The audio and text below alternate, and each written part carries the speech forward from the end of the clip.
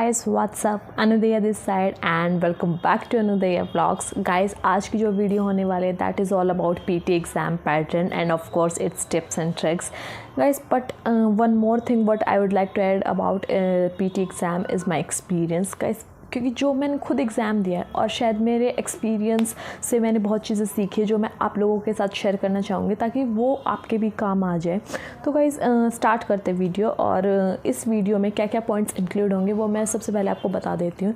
First of all is what is PT exam. Second is इसकी validity कितने time तक रहती है, कौन से कंट्रीज़ में वैलिड होता है, इसकी फ़ीस कितनी होती है और हमें पीटी एग्ज़ाम देना क्यों होता है। And in the last of course tips and tricks.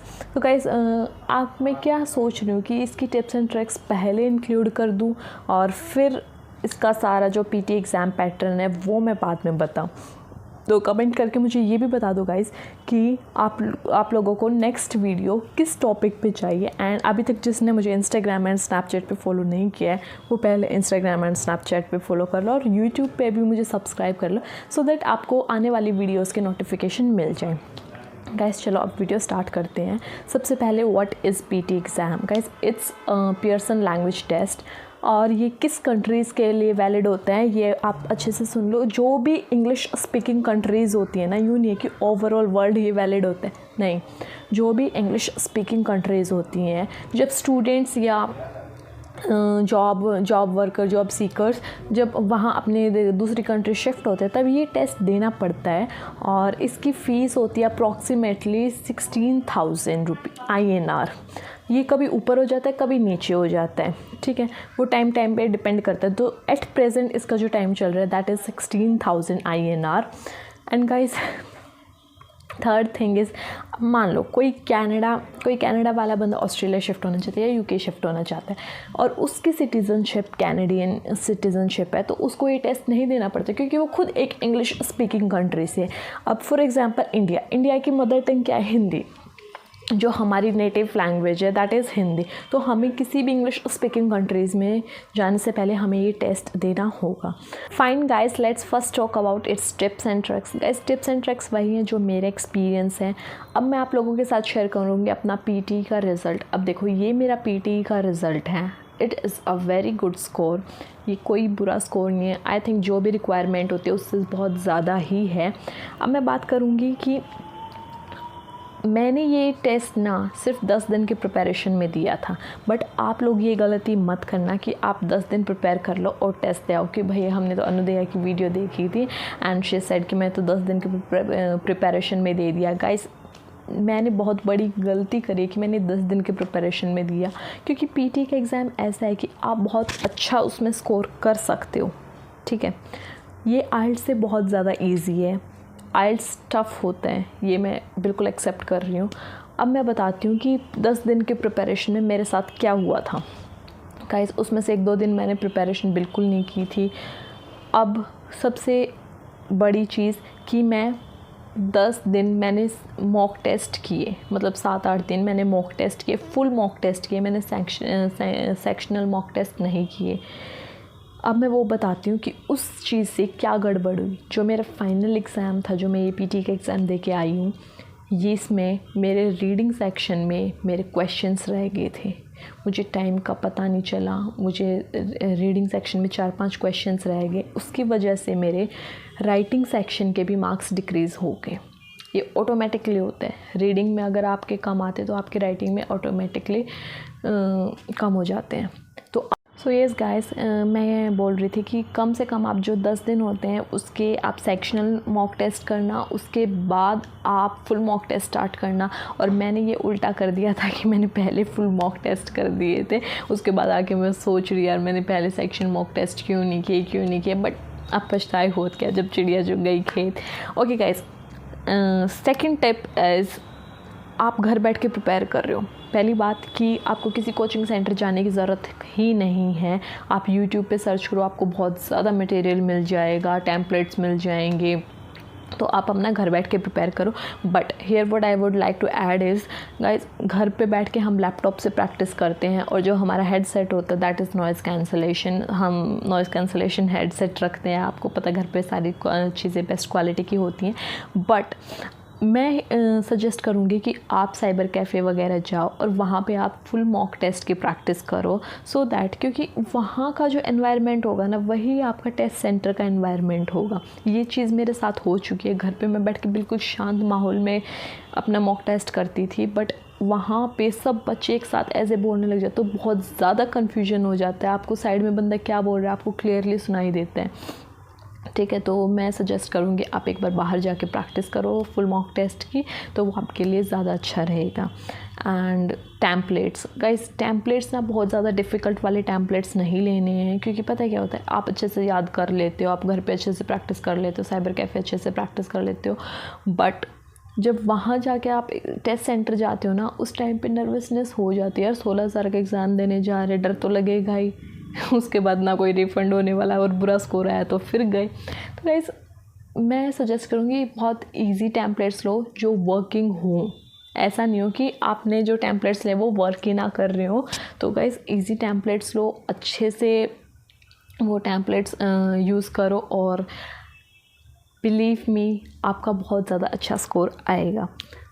And one more thing guys, this is not a sponsored video, whatever I am sharing with you all is my experience। तो guys जो मैंने practice करी है, जहाँ से मैंने practice करी, that is alpha PT, ये आपको इधर साइड का नाम दिख रहा होगा। यहाँ से मैंने प्रैक्टिस करी, बहुत ही अफोर्डेबल प्राइस में इनके मॉक टेस्ट होते हैं, आप वो प्रैक्टिस करो। बहुत अच्छे टेस्ट में जो मेरा टेस्ट हुआ था ना, मेरा PT का टेस्ट था, उसमें इस साइड से आई थिंक 10 to 12 क्वेश्चंस आए हुए थे। तो आप सोच लो आपको कितनी ज़्यादा इसमें हेल्प मिलने वाली है। प्लस गाइस इसमें जो मॉक टेस्ट करोगे, मैं फिर वही कह रही हूँ कि पहले सेक्शनल मॉक टेस्ट करना, उसके बाद फुल मॉक टेस्ट करना। मेरे वाली गलती रिपीट मत करना। चलो अब स्टार्ट करते हैं PT एग्ज़ाम पैटर्न के बारे में।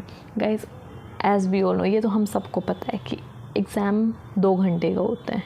इसमें 4 मॉड्यूल्स होते हैं, speaking, writing, reading and listening. सबसे लास्ट में लिसनिंग का आता है। गाइस इसमें अब 4 मॉड्यूल्स हो गए, बट ये डिवाइड होता है 3 सेक्शंस में। सबसे पहले आता है स्पीकिंग एंड राइटिंग का एक साथ सेक्शन होता है, जो कि सबसे बड़ा होता है, क्योंकि इसमें 2 मॉड्यूल एक साथ होते हैं, बट इसका सेक्शन एक ही मिला है इसको। उसके बाद होता है रीडिंग का, उसके बाद होता है लिसनिंग का। बट जो सबसे ज़्यादा आपको दिमाग लगाना होता है ना, मेरे हिसाब से, that is reading. Guys reading मुझे लगता है कि इन सब में थोड़ा सा डिफ़िकल्ट होता है, ज़्यादा डिफ़िकल्ट नहीं होता, बस थोड़ा सा ज़्यादा डिफ़िकल्ट होता है। तो चलो अब इसका सारा पैटर्न स्टार्ट करते हैं। ओके गाइस, तो सबसे पहले जो हमारा मॉड्यूल होता है वो है स्पीकिंग एंड राइटिंग। ये सबसे बड़ा होता है and this part of the test is 54 to 67 minutes long, और इसमें 7 डिफरेंट टाइप्स के क्वेश्चंस होते हैं। गाइस सबसे पहले अपना इसमें पर्सनल इंट्रोडक्शन देना होता है। इसका कोई भी ना तो ये क्वेश्चंस में इंक्लूड होता, इसका बेसिकली आपका ये होता है कि आपका माइक टेस्ट होता है इसमें, कि आपका हेडसेट ढंग से काम कर रहा है या नहीं कर रहा, आपके जो कीपैड होता है वो ढंग से काम कर रहा है या नहीं कर रहा है। इसमें ये होता है, इसमें आपको ये देना ज़रूरी होता है, बट इसके मार्क्स काउंट नहीं होते। आप कैसा ही इसमें अपने इंट्रोडक्शन दे सकते हैं बेसिकली। तो हमारा जो मेन टेस्ट वो स्टार्ट होता है हमारा रीड अलाउड से। तो गाइस जो रीड अलाउड का होता है, इसमें आपको सिंपली एक सेंटेंस दे दिया जाता है, आगे आपको वो बुक रीडिंग की तरह, न्यूज़पेपर रीडिंग की तरह पढ़ना होता है। इसमें आपके फ्लुएंसी के मार्क्स मिलते हैं, प्रोनाउंसिएशन के मार्क्स मिलते हैं, तो ये आपको बहुत अच्छे से पढ़ना होता है। उसके बाद हमारा आता है रिपीट सेंटेंस का। गाइस अब जो आपके ने हेडसेट पहना है ना, उसमें आपको एक सेंटेंस सुनाई देगा, आपको वो एग्जैक्टली रिपीट करना होता है। उसमें फिर आपके वही मार्क्स होंगे फ्लुएंसी के, करेक्शन के, प्रोनाउंसिएशन के। उसके बाद आता है आपका डिस्क्राइब इमेज।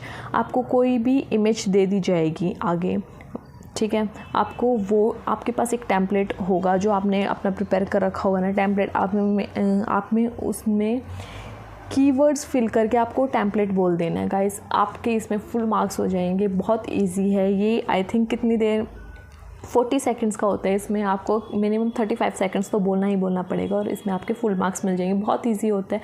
उसके बाद आता है गाइस रिटन लेक्चर।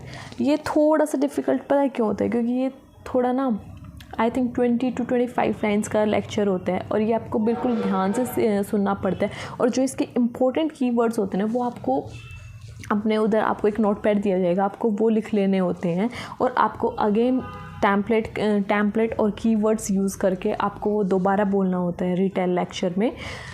तो गाइस बेसिकली इसके नाम के अकॉर्डिंग आपको समझ में आ गया होगा कि इसके मार्क्स कैसे मिलेंगे, इसके फ्लुएंसी के, करेक्शन के और प्रोनाउंसिएशन के, प्लस आपने कितना अच्छा ध्यान से सुना, रीडिंग के मार्क्स, इसके रीडिंग में मार्क्स जाते हैं। अब उसके बाद आता है गाइस इसी मॉड्यूल में आंसर शॉर्ट क्वेश्चंस। ये इतना इम्पोर्टेंट नहीं होता, बहुत बेसिक से क्वेश्चंस पूछे जाते हैं, 3 से 4 क्वेश्चन पूछे जाते हैं और ये चीज़ होती है गाइस, इसमें इतना इम्पोर्टेंट नहीं होता। फिर मैं यही बोलूँगी, बट ये कर लेना यार, थोड़ा बहुत पॉइंट्स मार्क्स इसमें इंक्लूड होते हैं, तो ये आपका बहुत अच्छे से हो जाएगा। अब स्टार्ट होता है राइटिंग सेक्शन। तो सबसे पहले आता है समराइज रिटन टेक्स्ट। ये बहुत लोगों को बहुत डिफ़िकल्ट लगेगा कि यार इतना बड़ा पैराग्राफ है और इसको हम कैसे समराइज़ करेंगे, इतने कम टाइम में हमें पूरा पैराग्राफ पढ़ना होगा। गाइस मैं आपको बता दूँ, कंप्यूटर पे टेस्ट होता है, वो आपको इतना अच्छे से नहीं देखता, वो बस कीवर्ड्स देखता है। कंप्यूटर कीवर्ड्स चेक करता है कि आपने जो पैराग्राफ में कीवर्ड्स हैं वो आपने यूज़ किए हैं या नहीं किए। तो किसी भी 2 इंडिपेंडेंट सेंटेंस को, थोड़े बड़े सेंटेंस होने चाहिए, किसी भी 2 इंडिपेंडेंट सेंटेंस को उठा के ज्वाइन कर देना है एंड से, एंड से, और आपका समराइज रिटन टेक्स्ट हो गया और उसमें आपके फुल मार्क्स आ गए। बहुत ईजी है गाइस। जो आपको लगेगा ना कि ये डिफ़िकल्ट है वो ईजी मिलेगा, और जो आपको लगेगा यार ये तो बहुत ईजी है वो आपको डिफ़िकल्ट लगेगा। अब इसके बाद आता है ऐसे। ऐसे में भी गाइस आपको टेम्पलेट करना होगा अपना प्रिपेयर। टेम्पलेट में जो ऐसे का टॉपिक दिया जाएगा वो कीवर्ड्स यूज़ करने हैं और एक आधी एडवांटेज लिख देना, एक डिसएडवांटेज लिख देना, आपका ऐसे हो गया। पर इसकी आपको प्रैक्टिस क्या करनी है कि आपने कि ये गिवन टाइम में कंप्लीट होना चाहिए, क्योंकि आपको पूरा टेम्पलेट इसमें लिखना पड़ेगा 200 या 250 वर्ड्स का। तो आपको ये बहुत अच्छे से करना पड़ेगा। और गाइस ये आई थिंक 12 या 14 मार्क्स का होता है, जो ये ऐसे होता है ना, ये 12 या 14 मार्क्स का होता है। और इसमें आई थिंक किसी के ही मार्क्स करते हैं। 12 का हो गया तो 11 मार्क्स आपको मिल ही जाएंगे, 14 का हो गया तो 30 मिल जाएंगे। मुझे तो हमेशा इसमें पूरे मिलते थे। तो गाइस ये इतना बड़ा चीज़ आई थिंक मेरे हिसाब से तो नहीं है, मुझे तो थोड़ा सा रीडिंग पार्ट ही डिफ़िकल्ट लगता है। अब चलो, ये हमारा स्पीकिंग एंड राइटिंग का कंप्लीट हो गया, ये सबसे बड़ा मॉड्यूल। इसके बाद छोटे छोटे मॉड्यूल्स हैं थोड़ी देर के। तो जो रीडिंग का है गाइस वो है 29 to 30 मिनट्स का। इसमें जो डिफ़िकल्ट होता है that is fill in the blanks. Fill in the blanks जो ड्रैग एंड ड्रॉप वाले होते हैं ना, वो थोड़े डिफ़िकल्ट होते हैं। तो आपको पर जितना प्रैक्टिस करो ना गाइस वो अच्छा होता जाएगा। जो रीअरेंजमेंट ऑफ सेंटेंसेस होता था वो मुझे बहुत अच्छा लगता था, और मेरे साथ पेपर में क्या हुआ, फिल इन द ब्लैंक्स थोड़े ईजी आ गए और वो सेंटेंस वाले डिफ़िकल्ट आ गए। तो मुझे उसमें टाइम लग गया, जिसकी वजह से मेरे फिलअप्स रह गए थे।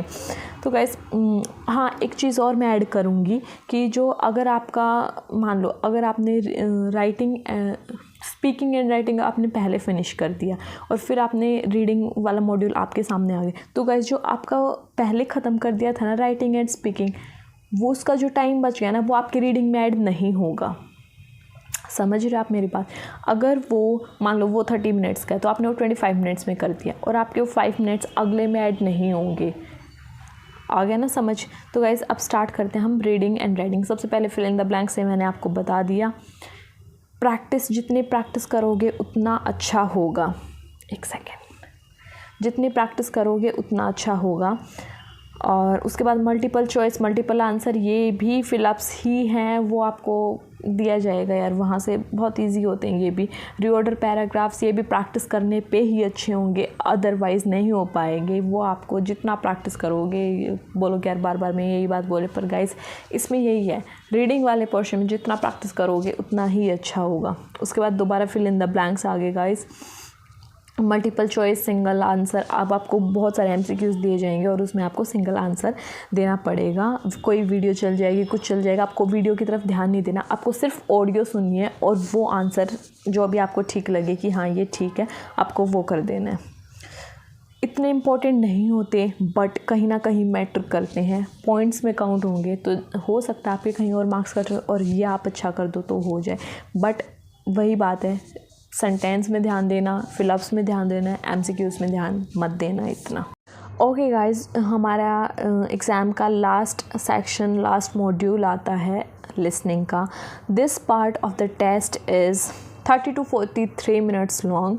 गाइस रीडिंग से बहुत ज़्यादा इजी है, स्पीकिंग एंड राइटिंग से भी इजी है, बस थोड़ा सा ध्यान देने की ज़रूरत है। जितना अच्छा कर लोगे ना गाइस, इसमें आई थिंक आपके दूसरे मॉड्यूल्स में भी स्कोर अच्छा हो जाएगा। तो गाइस इसमें सबसे पहले क्वेश्चन होता है समराइज स्पोकन टेस्ट का। समराइज रिटन टेक्स्ट ईजी है, ये थोड़ा सा आपको ध्यान से सुनना पड़ेगा क्योंकि ये समराइज स्पोकन टेस्ट आपको हेडसेट में पैराग्राफ सुनाई देगा, उसके आपको कीवर्ड्स यूज़ कर लेने और वो आपको फटाफट टैम्पलेट की तरह लिख देना, टैम्पलेट यूज़ करके और मेन कीवर्ड्स यूज़ करके। तो गाइस इतनी बड़ी आई थिंक इसमें प्रॉब्लम नहीं है।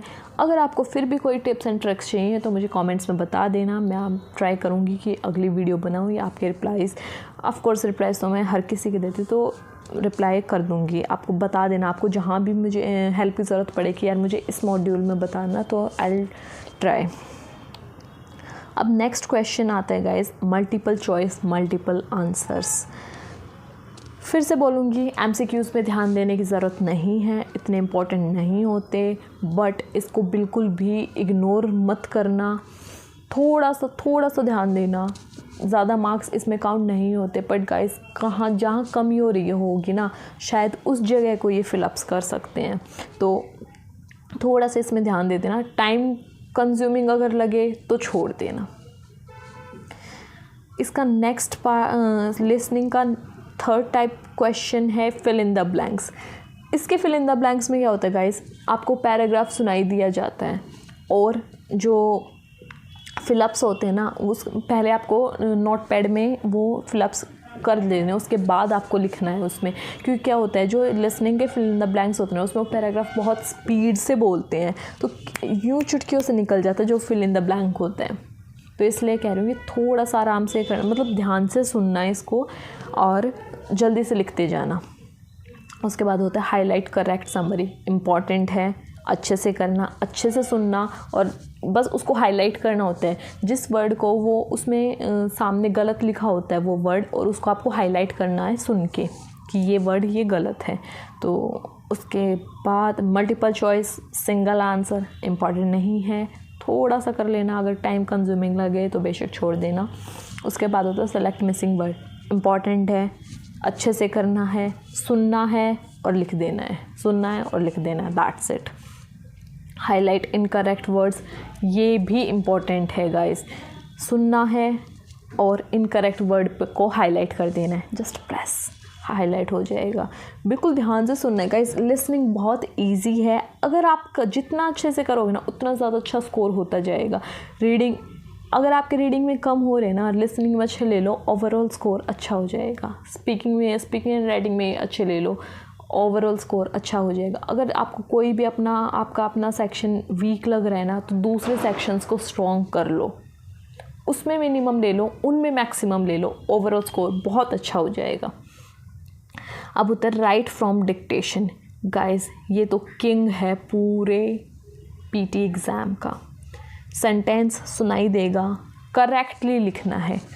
फर्स्ट सेंटेंस का जो फर्स्ट वर्ड होता है उसका फर्स्ट लेटर कैपिटल होगा, लास्ट में फुल स्टॉप होगा। इस चीज़ का सबसे अच्छे से ध्यान रखना, क्योंकि ये राइटिंग में भी मार्क्स बढ़ाता है और लिसनिंग में तो बढ़ते ही बढ़ते हैं, आई थिंक रीडिंग में भी बढ़ते हैं, इसलिए इसको किंग बोला जाता है पूरे पीटी एग्ज़ाम का। तो गाइस इस चीज़ का ध्यान रखना, बहुत इजी पेपर है, थोड़ा सा फोकस करने की ज़रूरत है, 1 महीना सीरियस रहने की ज़रूरत है, दैट्स इट। आपका जो रिक्वायर्ड स्कोर है वो आपको मिल जाएगा, कुछ भी टेंशन की बात नहीं है। आइल्स से बहुत ज़्यादा इजी है, 2 घंटे का पेपर है और मेनली ये 1.5 घंटे में पेपर आपका फिनिश हो जाता है। देख लो मेरे रीडिंग में मेरे 4-5 क्वेश्चंस रह गए थे, उसके बावजूद मेरा 1 आवर 40 मिनट्स में पेपर कंप्लीट हो गया था। अब बात करते हैं इसके रिज़ल्ट की। गाइस रिज़ल्ट ना 2 घंटे बाद आ जाता है, पर मेरे टाइम पे क्या हुआ था, सारे उड़ते तीर ना मेरे ऊपर आके लगते हैं। मेरे टाइम पे क्या होता, मेरा 2 घंटे बाद मैं पेपर देख रही थी, मेरा रिज़ल्ट नहीं आया था, तो मेरा रिज़ल्ट आया था 3.5 घंटे बाद। तो गाइस जो मेरा रिक्वायर्ड स्कोर था वो मैंने ले लिया। फिर से मैं अपना इधर पीटी का एग्ज़ाम स्कोर कार्ड लगा देती हूँ। और आई होप आपको इस वीडियो से हेल्प मिली होगी। अगर आपको किसी और टॉपिक पे वीडियो चाहिए तो मुझे कमेंट्स में बता देना, और आपको कहीं भी किसी भी चीज़ की ज़रूरत हो पीटी एग्ज़ाम में तो मुझे कमेंट करके बता देना। मैं या तो उस टॉपिक पे वीडियो बना दूँगी या मैं कमेंट्स में ट्राई करूँगी कि मैं आपकी ज़्यादा से ज़्यादा हेल्प कर सकूँ। And will see you guys in next video. और गाइस जिसने अभी तक मेरी पुरानी वीडियो नहीं देखी है उनके लिंक्स बीच बीच में आगे होंगे और एंड में भी आ जाएंगे एंड स्क्रीन पे, तो वो वाली वीडियो जाके ज़रूर चेक कर लेना। जीटी इंटरव्यू से रिलेटेड हैं या जो भी वीडियोस है, best courses for art student. चलो will see you guys in next video. Till then take care, bye bye, stay happy.